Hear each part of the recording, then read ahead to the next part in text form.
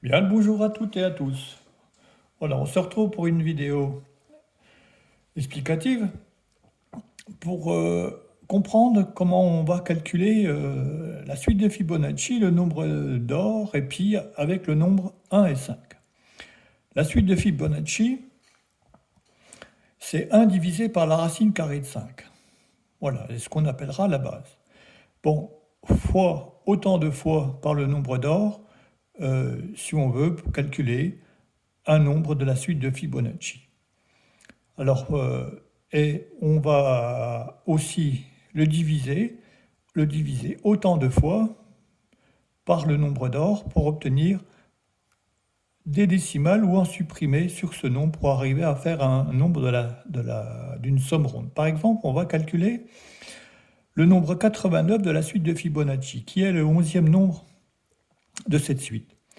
Alors, soit on va prendre la base, donc 1 divisé par racine carrée de 5, c'est la base de la suite de Fibonacci, multiplié par 11 fois le nombre d'or qui est à 618 et quelques, on n'obtient pas totalement la suite de Fibonacci, on avoisine presque les 89, mais pas tout à fait, il nous manque quelques décimales pour faire 89. Donc on va mettre en plus, on va prendre à nouveau la base de la suite de Fibonacci. Cette fois-ci, au lieu de multiplier, on va diviser par le nombre d'or 11 fois pour obtenir ce complément, qui va faire ensuite le nombre 89 de la suite de Fibonacci. Le nombre d'or se calcule toujours avec la 5 et 1, donc ça sera la racine carrée de 5 plus 1, divisé par 2, ou multiplié par 0,5, pour obtenir le nombre d'or. Exemple, c'est le même principe que pour la suite de Fibonacci.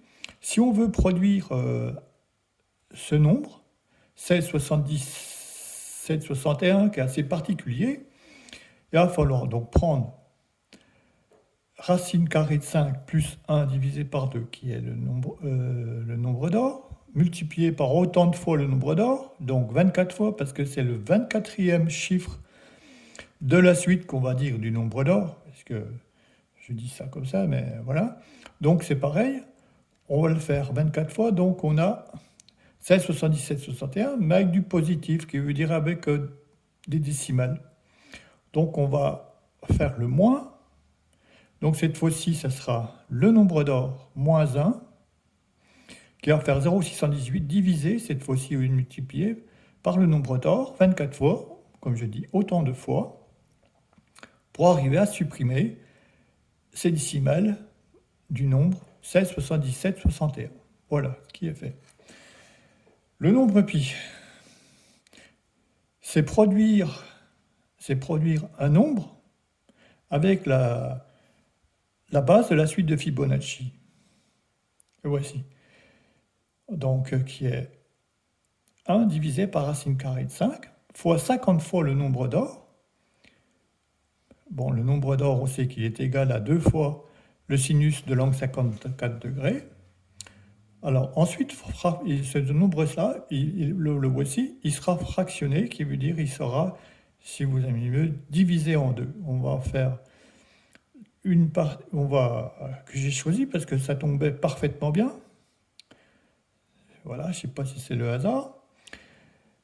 Ce nombre, c'est 80, 884, 555, 183, plus celui-ci qui fait, en fin de compte, le nombre d'or 50 fois multiplié à la suite de Fibonacci. Donc, ces deux nombres-là, on va les diviser l'un à l'autre. Voilà. Donc, 80, 884, il manque un 4 ici, d'ailleurs. Je m'aperçois que j'ai fait une petite erreur. Voilà. Sera divisé par 4383, 016, 089. Et qui va donner ce résultat-là. À ce résultat, on rajoute 1, ça fera 19, 68. On reprend la base de Fibonacci, qui sera divisée, donc la base de Fibonacci, c'est racine 1 divisé par racine carrée de 5, comme il expliquait, divisé par ceci, c'est ce qui donne ce produit-là. On reprend la base de Fibonacci moins ce produit-là, on obtient ce produit-là. Ce produit-là, il sera divisé par le nombre en question que je disais, le 24e nombre de la suite du nombre d'or, donc que j'ai divisé, que j'ai mis un point que j'ai divisé par 1000 en réalité, ça m'évite de refaire une multiplication par 1000 plus tard. On obtient ce produit-là.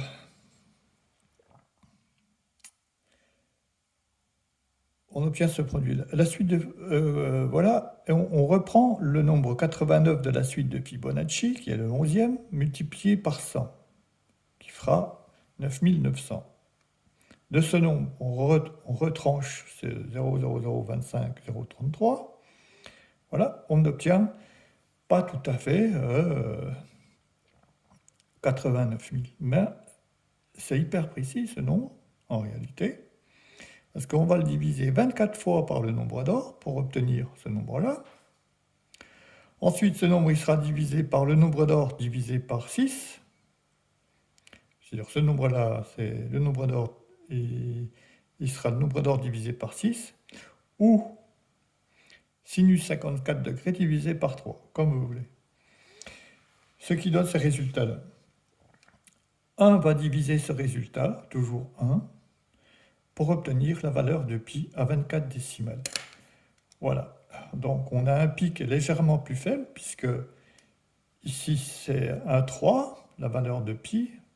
Donc pour moi, j'ai mis, je me rapproche plus près du 3, donc ce qui fait 24 décimales de pi. Voilà. Merci de votre comment je dirais,